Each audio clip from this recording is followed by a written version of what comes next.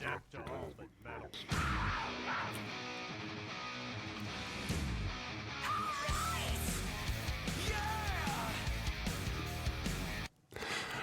to all but metal. Hello, welcome to another edition of the Fun with Lund podcast. Today we are coming at you with a heavy topic. But actually, before I start, Steph, you look wonderful. Tell me, have you done something new with your hair? Thank you for the compliment.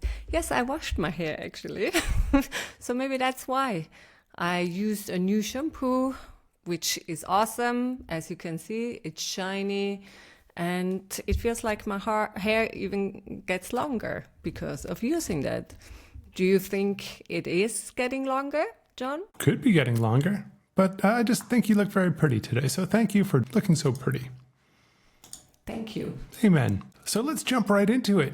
What do we have going on today? Today we have a very interesting, potentially controversial topic, and that is abortion, the culture of abortion. So over the past week, we have done a deep dive into the state of abortion in the United States, and this is a crazy topic with all kinds of history. And you can see we have Michael Myers, we have Freddy Krueger, we have Casper, we have Home Alone. This episode is going to go deep. So, where are we? This week we started doing some research into abortion. We were looking at some of the top media outlets in the United States. So that's the Babylon Bee and the Onion. And we found some interesting stories. So the Onion reported that dozens of pregnant women have been caught in a hanging snare net above Texas hospital entrances. So these are pregnant women who are trying to enter the hospital for any number of reasons. Could just be a routine examination. It could be anything. But because abortion has now been banned in Texas, these women have been caught in snare nets to make sure that no doctors are performing abortions of any kind. So that is quite interesting. They have been lassoed up in these nets. Babylon Bee has reported that pro-lifers are excited to choose between a moderate amount of baby murder and a high amount of baby murder. So, of course, they're quite unhappy with President Trump, who packed the Supreme Court to overturn Roe v. Wade. When Roe v. Wade was, in fact, overturned, essentially he switched his stance to deferring to each state, so letting each state decide its own abortion laws. So basically what that comes down to is in the North, abortion will be accessible. In the South, probably won't be. And there are ultimately two sides to this issue. There's pro-life, and then there is pro-something else. And we're going to take a look at what these two sides of the issue could be. Do you have something you'd like to say? I was just wondering if there would be a more efficient way to get those women caught instead of a net, because if there are a certain amount in the net, maybe the net will break. So maybe there is something else. Do you have an idea, or I don't know? Well, first, it's going to have to be a pretty strong net, because we all know that pregnant women are heavy, right? They're going to be big. They're carrying a thing inside of them. It could be a baby. It could be an alien. It could be a puppy. We don't know what it is inside, but those nets are going to have to be strong. And if they're going to lasso up those babies and those women and those things inside, the aliens, then they're going to have to be strong. So I think that's a really good point, that these are probably just not normal nets, but they probably are made of kryptonite or something like that, because you have to be able to hold all those babies and all those people. So that's a good question. Thank you. All right, point of view number one, pro-life. The pro-life camp tends to be rather religious.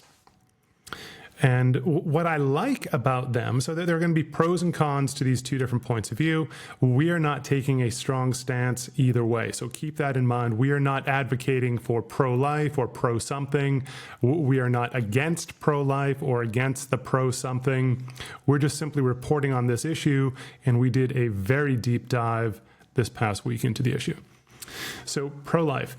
One of the things I really like about the pro-life movement is that they've been very consistent with their naming over the years.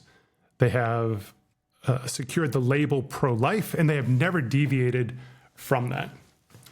However, there are some complications, because on one hand, they love saving babies, but on the other, they love killing Muslims. So that kind of begs the question, do Muslims count as life, right? If Muslims aren't people, is it really killing? Steph, what do you think of this?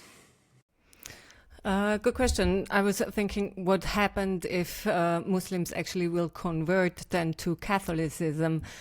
Will people spare their lives, or will they just half kill them in some kind of way, since they are born as Muslims but then converted to Catholicism?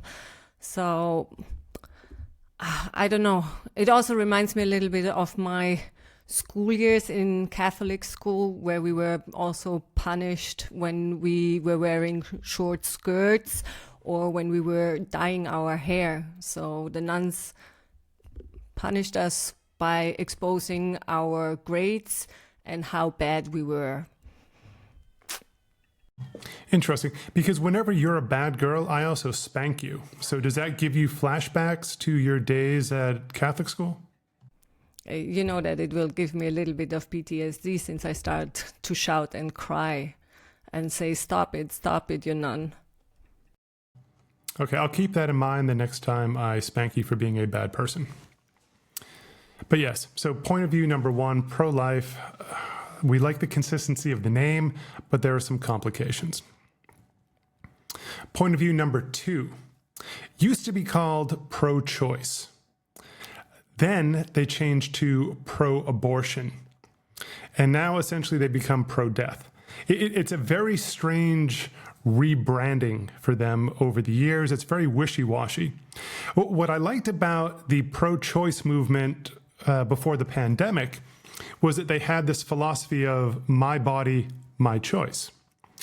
And that went really well up until the vaccination. I'm not sure if I'm allowed to say that, but up until the pokey pokes of the pandemic. Because then the people who tend to be pro-choice also tended to be pro-pokey poke. And they had to do a little bit of an about face on this pro-choice use of language, because during pokey poke time, it was no longer about my body, my choice. So they rebranded from pro-choice to pro-abortion. And it seems like it's actually more of a pro-death cult. And we've talked about some of the death cults on this show before, but it seems like the pro-choice movement has become the pro-death movement, because they essentially regarded the unvaccinated as unpeople. And they've also been very silent on the excess deaths from the pandemic. So I'm feeling that it's more of a pro-death movement rather than a pro-choice movement. Steph? Well, they somehow gave you a choice, maybe a little bit, to either get the pokey poke or stay at home. I don't know. I think we are here a little bit in a gray level. It's not black and white for this, because it seems like it was for a higher good, or they pretended it was for a higher good. So I don't know how to juggle this, or in which category I should put that either. So, yeah. Interesting. Yeah, the interesting rebranding over the years. You're right. But it becomes a very complicated issue. So as we went on with our research, we were brought to Texas, to the Texas Women's University newspaper, also known as The Lasso. And what's quite interesting about this is that the entire Roe v. Wade legal case in 1971 started in the state of Texas, eventually went to the Supreme Court in 73. And reading the lasso, and of course that comes back to the Onion article that we discussed earlier about lassoing up all of those pregnant women, we did a deep dive into the artwork of the lasso and this research that they have done. And when we look at this picture, what do we see? What is the lasso trying to tell us? When I look at that picture, I see Darth Vader. And this led us to the lasso suggesting, not directly stating, but suggesting between the lines that there are ties between Hollywood and the abortion movement. And there are actually two abortion camps in Hollywood, the pro-life and the pro-death groups, and they make films that support their agenda. And because we have Darth Vader here, we should really just start with Star Wars and asking the question, what would happen if Luke Skywalker had been aborted? If Luke Skywalker, who honestly is a bit of a Texas farm boy, right, who rose from modest beginnings to become one of the greatest Jedi Knights in the galaxy, if he had been aborted, what would have happened? Right? What if his sister, Princess Leia, had been aborted, and the two of them, it was a double abortion? Right? It would be a very different world that we live in today because the Empire and evil would have prevailed. But this leads us to a very complicated issue with Luke Skywalker, and that is he made out with his sister repeatedly. So this led us to the question, well, what about abortion in the case of incest? And this is absolutely disgusting. Han Solo is looking on. He cannot believe that Luke is making out with his sister. Even the Wookiee is confused. Chewbacca doesn't know what to do here. Han Solo doesn't know what to do here. Meanwhile, the two of them are just like getting it on every chance they get. It's like rabbits. And it's pretty disgusting, to be honest. Please, what do you think? Did they know that they were siblings, or they were just looking at them and maybe they were jealous somehow? So there are a lot of questions coming up for me because I'm not such a big Star Wars fan that I know every detail. So I'm wondering, do they know that they were siblings? And if yes, did they like when they were making out with each other, or they were discussed, like you said? It looks like a little bit that they are also like discussed, but also they somehow like to watch. They could be voyeurs. That is true. And also keep in mind that Star Wars was made in the 70s. That was before interracial and interspecies was very popular like it is today. So it could be that inside Chewbacca was a bit jealous, like he wanted to get it on with Leia, but he just knew that it would have been taboo in the 1970s.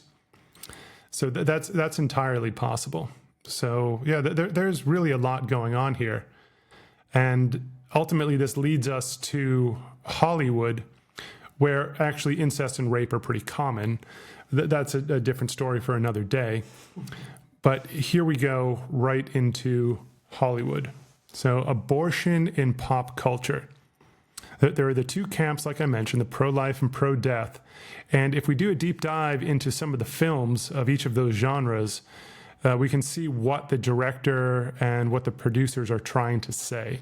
We have Casper the Friendly Ghost, which is a series that goes all the way back to 1945, post-World War II. We have Home Alone from 1990. And then in the pro-death category, we have Nightmare on Elm Street and we have Halloween. And I think what's also important here is that the pro-life films are both rated PG because they're wholesome. The pro-death movies are both rated R, and they're both horror movies. But this is Hollywood. And the underlying theme of all of these films is that they're franchises and they have spin-offs with merchandise. So no matter which agenda is pushing hardest, they're still looking to make money. Ultimately, this is about making money. This is a for-profit business. Any comments on this stuff? No, you mentioned for-profit business, and like also, I suppose in America, abortions are also for-profit, and you pay quite a lot of money to get rid of that thing inside of you, if it's a dog or whatever you mentioned beforehand. Yeah, whether it's a Wookiee or whatever's inside you and you want to get rid of it, somebody should pay for it. There has to be money getting made on this stuff. So let's jump right into the first pro-life movie, and that is Casper the Friendly Ghost. Tell us what the common perception of Casper the Friendly Ghost is. So Casper the Friendly Ghost, there was a movie made in 1995, which was, we heard already that it is started in 1945, but in 1995 they made a film, and it's about Casper, who is a ghost, and he lives in a mansion with his 3 uncles.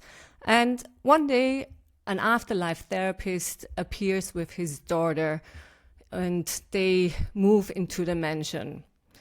And Casper is so excited that he wants to introduce himself to the girl because he's searching for a friend. Meanwhile he is introducing himself, the girl faded because she never ever saw a ghost before. So that introduction didn't go as planned at that time. But later on in the movie, they become friends, and Casper even falls in love with her. And together they also will they go on an adventure and figure out why Casper is a ghost. Interesting. And the subtext of what's really happening in this movie is that it's a very tragic story, because Casper's a good ghost. Casper's a good guy, but Casper is the soul of an aborted baby. Okay, and what if Casper had lived? What if Casper was not aborted? Casper could have been that little boy dating that little girl, right? He could have kissed her. He could have gone on dog walks with her. He could have killed Muslims with her. There are a lot of things that Casper was never able to do in the real world because he was aborted. And how do we know that he's a good guy? Because he is constantly fighting against these 3 pedophile uncles who are trying to do terrible things inside the house. Their names are Stretch, Fatso, and Stinky. And maybe that's not politically correct by today's terms, because you shouldn't body shame people or stink shame people. But in 1995, when this movie was made, that was a common way to refer to bad people, as either being fat or stinky. But again, we're not doing that today. But the point is that he was a good kid. And if he had lived, he could have had a happy, healthy life. He could have helped people, and he could have made the world a better place. And that's the whole point of this movie, that you shouldn't abort because your kid could be like Casper and just be a really good person who's going to make the world a better place. Moving on to the next pro-life movie, Home Alone. Steph, tell us about Home Alone. Home Alone. Everybody is somehow familiar with Home Alone. In Austria, or in the German-speaking world, we called it Kevin allein zu Haus. So I remember that film very well. I really loved it. But let's go into the background. So Kevin and his family want to spend their Christmas vacation abroad. And the day before their departure, everything in the house is hectic, and Kevin, as the youngest one, acts out. The mom gets annoyed with him and sends him up into the attic, where he has to stay the night. The next morning, because it was still hectic, they forgot to take Kevin down from the attic, and they left on their vacation without him. What happened then? He was all alone in the house, obviously excited because he was alone, and he was still angry at his mom because she left him up or she put him up into the attic. There were also 2 burglars who were checking out the area for the Christmas time and to see who will be in their house and who not. So they also wanted to break into the house where Kevin lives and rob, obviously, or take everything. Kevin realizes that the two burglars want to break into the house, but he tries to avoid that and gets all over the house. He sets up traps and he welcomes the burglars with all those crazy traps, and they didn't even realize what they got themselves into at the beginning. Good recap. Very good recap. Now, let me tell you why this is a pro-life propaganda film. Home Alone is a pro-life propaganda film because it's a story about an unwanted child. In that first picture on the upper left-hand corner, you can see Kevin's face is in shock when his mother in the background screams at him, "Kevin, I wish you were an abortion." And you can see the entire family tree down below that he is the runt. That Buzz, Megan, Linny, and Jeff all treat him like garbage. They go away on a family holiday without him. They forget about him. They leave him at home to die. However, when the thieves and the robbers break into the house, he ends up saving the day. So he is the unwanted child who saves the day. If Kevin had been aborted, he would not have been there to save the day. And that's why this is a pro-life film. And you can see in the upper right-hand corner, his mother comes back and says, "Kevin, I'm so sorry that I wished you were an abortion. You actually saved the day. So thank you, Kevin. I'm glad I didn't abort you." That's why it's a pro-life propaganda film. And this is also very consistent with the religious movement in the United States, because where else have we heard a story about an unwanted child that saves the day? Where else have we heard such a story? In the Bible. Jesus was an unwanted baby, and he saved humanity. He was born in a manger. Nobody cared about him. He spent his whole life dealing with crap, but he never quit on humanity. He really doesn't know who his biological father was. There are questions about the whole lineage, immaculate conception. There's a lot going on here. If Mary had aborted Jesus, what would the world be like today? What would it be like today? Please, tell me. There wouldn't be any Catholic religion, or maybe then the Muslim would be even stronger than the Catholics. And there would be a raid from the Muslims instead of the Catholics, I suppose. But that's just a thought. Maybe even more important than that, if Jesus had been aborted, there would be no Christmas. There would be no Christmas trees. There would be no Santa Claus. There would be no gift giving on December 25th. That would be the real loss. There would be the loss of consumerism at the end of the year. It would be absolutely horrible. So that is the pro-life movement. And you can see that Jesus has come back in this top photo, and he has all the soldiers around him, and they're getting ready to go to the Middle East and kill some Muslims or just kill whoever needs to get killed. But they're not going to kill babies. They're not going to do that because that's not part of the pro-life doctrine. So, yes, I'm glad that Mary did not abort Jesus. And I think that's very important because I like Christmas. I like Christmas a lot. Moving on to the pro-death camp. The first movie to talk about in the pro-death propaganda series is A Nightmare on Elm Street, 1984. Steph, take it away.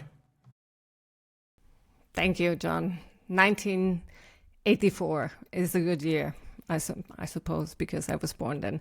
But Nightmare on Elm Street is not really my favorite because Freddy Krueger has left some bad memories in my early years. But that's a story for maybe later. So first, the introduction of Freddy Krueger. He is a teenage killer.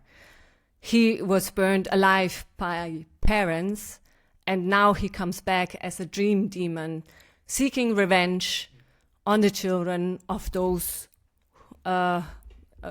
he killed, or who killed him. Actually, he's seeking the children of those who killed him. The backstory, why Freddy is Freddy: his mom was a nun, which doesn't mean anything if you think about it. She was a nun, but she was working in a mental institution. And one night she got locked up with the inmates and got raped by them.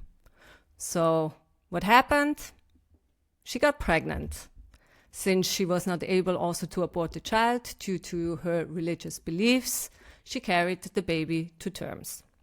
And it was Freddy. The downside, because she carried him to term, is that he inherited the tics of his fathers. That's right. He inherited the tics of all of his fathers, because that's how biology actually works for the pro-death group. They have a complicated interpretation of biology. But let's sum this up from a propaganda standpoint. A Nightmare on Elm Street is a pro-death propaganda film because what they are saying here is that Freddy Krueger, who was born of rape, should have been aborted. So in the case of rape, abort or else. And what you can see in these pictures here in the upper right-hand corner, that's Freddy's mother preparing to get raped by all the inmates. On the left, you would think that maybe she has a stomach ache or something, but no, she's pregnant with Freddy Krueger in that picture, and she's preparing to give birth. Lower left-hand corner, we see a little bit more about the proof of vaccination. We have Freddy Krueger with hypodermic fingers, again, sending a message to the world that they are very pro-vaccination or pro-pokey poke. And then on the right-hand side, lower right-hand side, we see Freddy Krueger with his iconic sweater. And honestly, anybody who wears a sweater like that should be dead. That is a terrible sweater. It's an ugly fashion statement. The hat is very tacky. And the pro-death movement just is trying to build the case even more that he should have been killed because nobody should ever dress like that. So, A Nightmare on Elm Street, pro-abortion, pro-death propaganda film. Next up, Halloween, 1978. Steph, tell us about Halloween. Halloween, 1978. Michael Myers. I think everybody knows this name. So on Halloween night, 1963, Michael Myers, who was only 6 years at that time, butchers his teenage sister, Judith. So what happens, he gets into a mental hospital where they also send him behind bars. 15 years later, he escapes the mental institution and he returns to his hometown to kill more teenagers on Halloween night. Exactly. Halloween is a pro-death, pro-abortion propaganda film because this camp, this pro-abortion camp, actually believes that you should be able to abort children up until puberty. So imagine if 6-year-old Michael Myers had been aborted instead of being sent to the institution. Would have avoided all of this trouble, would have avoided all of this murder, all of this death, because they simply could have killed the 6-year-old. And the pro-death movement does not understand why the pro-life movement will not grant them the right to kill children up until puberty if these children are seen as problematic in society or doing bad things. Now, look at this picture in the upper right-hand corner. That is full-grown Michael Myers. And shortly after that photo was taken, he killed Danny Trejo. And that's a horrible thing. Danny Trejo is a wonderful actor, and he played Machete. He's been in a ton of films, and Michael Myers killed him. And it's very tragic. It all could have been avoided if you can abort children up until puberty. It's very logical that children are very often problematic, and they're going to grow up to be problematic. Right? It's not just that you can see that maybe, a fetus is going to grow up to be problematic, but you can see that with children, that sometimes children grow up to be problematic, and it's better off just to abort them, and you should be able to do that up until puberty. Now, again, I'm not saying that's my point of view. That is not our point of view. I'm saying that that is the pro-death, pro-abortion point of view. Here on this show, we are neutral about abortion. We're not disclosing our own opinions in the public here, but this is what the pro-death, pro-abortion camp believes. And the worst part is that Michael Myers almost killed Jamie Lee Curtis many times, but she's proved to be quite resilient. She's now what I would consider a hot granny, which is pretty cool. But the point is that Michael Myers has tried to kill her many times. So again, this pro-death, pro-abortion movement believes in aborting children up until puberty. But it gets worse. It gets worse. There is a pro-death movement in the United Kingdom that takes it a bit further. And that is the royal family. The royal family is at the bottom of this pro-death cult, this pro-abortion, pro-death cult. In 1967, they signed into law the Abortion Act, which allowed for abortions, no questions asked, up until 28 weeks. And Steph, tell us a little bit about international abortion law. Where does 28 weeks compare to other countries around the globe? Well, if we compare it, for example, with Austria and Finland, Finland has an abortion law until which week was it? Let me check my notes, 12 weeks, and Austria has it with 13 weeks. And after that, 12 or 13 weeks, you actually need to ask for permission if you can abort your child. And this is 12 and 13 weeks are about 3 months. And the 24 weeks are up to 6 months for the abortion. So there you have a difference, and also the procedures can be different. Either you can get a pill you take, or you can also use like a surgery where they use a vacuum to suck that thing out of you. The royal family in the United Kingdom believes in pro-death, pro-abortion at any age.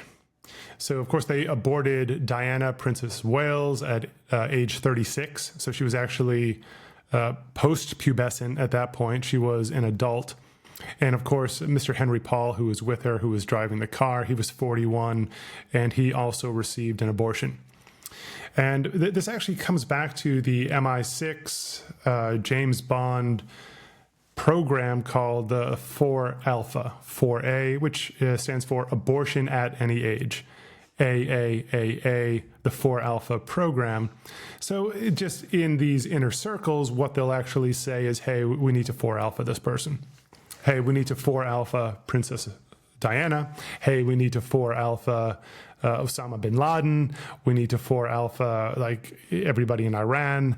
Like they're very serious about this abortion at any age. So that's where they are in the United Kingdom and the royal family. Of course, the royal family is at the base of pretty much every conspiracy on the planet because they are lizard people. And of course, Diana figured that out, and they had to kill her, or 4-Alpha her, I should say. And that's what happened with Diana. And you'll also notice the date. It's no coincidence that abortion is such a hot topic right now, because it is 27 years this week to the 4 alpha of Princess Diana. So this is something that has come up in the news. Again, it's flying below the radar, but if you know where to look, you will find this information. So the royal family in the UK, 4 alpha, abortion at any age. So where does this leave us? Well, what is the future of abortion? What does the future of abortion look like? And what you'll notice is that we're going right back to Texas. So the entire abortion battle goes right back to Texas, where we started at the beginning of this. And Steph, what do you think of these logos here? What is the media trying to tell us with the Texas Longhorn on top and the ovaries on the bottom? Is this just a coincidence that these two icons look so similar? A good question. Maybe not. Maybe it's not a coincidence that these two symbols look similar, actually. And this also makes me think about the horns you make when you are in a concert, because you also make horns. So does this mean like the abortion, no, you should be pro-life? Or is it like, okay, be fertile, go ahead and have a lot of children? So there are a couple of questions, that's the question I had. Okay, be fertile or be religious. Does this have a religious meaning as well? So is there something what we can figure out here? How far back do these horns go? Do they go back to the Viking era? Raise your horns for Odin. Raise your horns for the longhorn. Raise your horns for the ovaries. I don't know. But what I do know is that 2024 and beyond will introduce many more complications. There's that old saying from Full Metal Jacket that only 2 things come from Texas: steers and queers. And now what we know is that men can lactate and have babies. So what you'll see here during this presidential cycle is that the pro-death movement is trying to rebrand back to my body, my choice, no uterus, no opinion. And there you see the Texas Longhorn also in that picture drawn in. But we're in a very particular situation in 2024 in that men still do not have uterus. However, men can now get pregnant, and they need abortions too.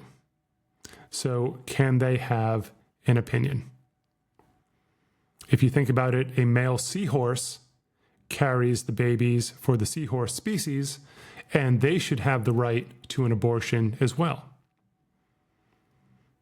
The Dems aren't bringing this up, and it's a little bit concerning for me. I don't know what's happening, but I think this no uterus, no opinion stance is very unfair for men who are either victims of rape and carrying an unwanted child. Maybe they're victims of incest and they're carrying an unwanted child. Maybe their fathers have raped them. Maybe their mothers have raped them, and they're carrying babies. Luckily, this picture here depicts a strong man who is very happy and confident carrying the baby, but not every man is going to be in that situation, and many men will need access to abortions. Steph, take it away. You said more or less everything. I was also thinking about, okay, the mental health. About, okay, if that man got raped, how is their mental health? How can they deal with this? Because then they also have this my body, my choice, but no uterus, but still they are pregnant.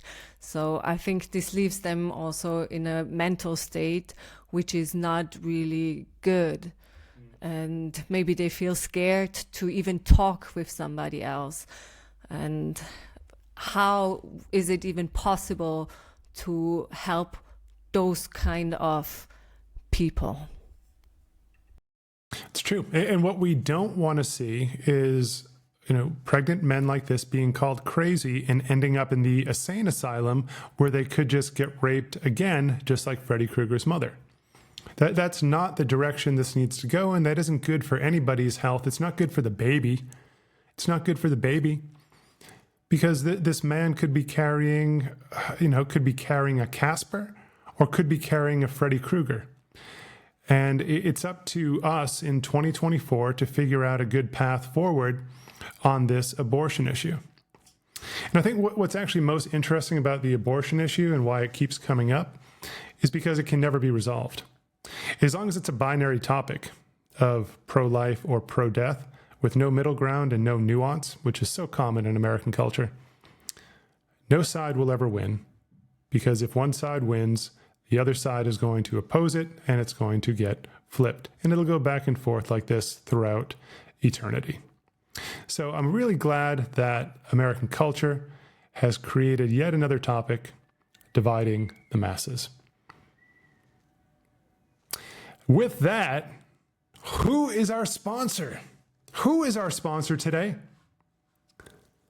Hold on. Let's take a look. Who could our sponsor be today? Who could our sponsor be? Oh, Steph, who's our sponsor? Who? It is Beat by Beat. And as you can see, we have a lot of new earrings in there, or two actually.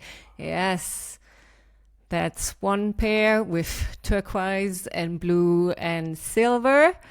And the next slide, if you can, yes, they have a different kind of, like, two different sides. As we can see also in politics, we have two different sides. So we have here pink and white, and upside down a triangle. So nice features, different. It doesn't need to be always symmetric, but you can also have some asymmetry, or in the colors actually, or in the color diversion, I would say. Yeah. What I really like about this design is that there's the line straight through the center. And just like the topic of abortion, these are divided. They are absolutely divided. And each side is even. It's like each side is just as crazy as the other. But they are identical in proportion and identical in design. I really like that. I like the idea of divided populations, divided earrings, divided designs. And here, the two are actually opposite. It's like a yin and a yang. These are like yin and yang triangle earrings. And there can't be a pro-life without a pro-death. The two of them need each other, just like these two earrings need each other. And if our fans and our public acts now, and they reach out to Bead Per Bead to order these earrings or order earrings similar to them, custom earrings, and they mention Fun with Lund, they'll get a 10% discount. 10% discount. Oh my gosh, there's a ring there. There's a ring. Tell me about that ring. OMG, it's a ring, and it's somebody wears it on the middle finger, just like you do sometimes as well. So yes, it is as well, again with silver and two and three different colors. It is brown in between, green, and some metallic. And I feel like, or I think the colors match really well with each other. So that's why this one was designed. And in the middle, actually, those are small triangles. So they're the two main lines outside, but in the middle, it's triangles all around. Just like mine has a triangle too today. I don't know. Can you see it? Yeah. And different colors. There you go. I love it. Absolutely love it. And of course, I never go anywhere without my Bead Per Bead earring. My Bead Per Bead ring. Bead Per Bead has not supplied me with any earrings yet, but I'm waiting. Someday I am going to get Bead Per Bead earrings. I don't know. We don't know. One more question. We have to ask Magic 8 Ball. Magic 8 Ball. Will the issue of abortion be solved in the November election?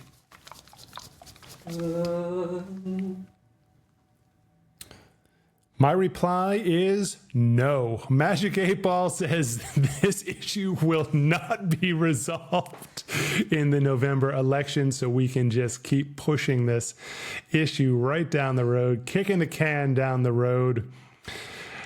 Abortion will not be resolved in the November 2024 election, according to Magic 8 Ball. So with that, we are tuning out. Thank you, everybody, for joining us this week. We'll see you again next week. So we say, fuck this place.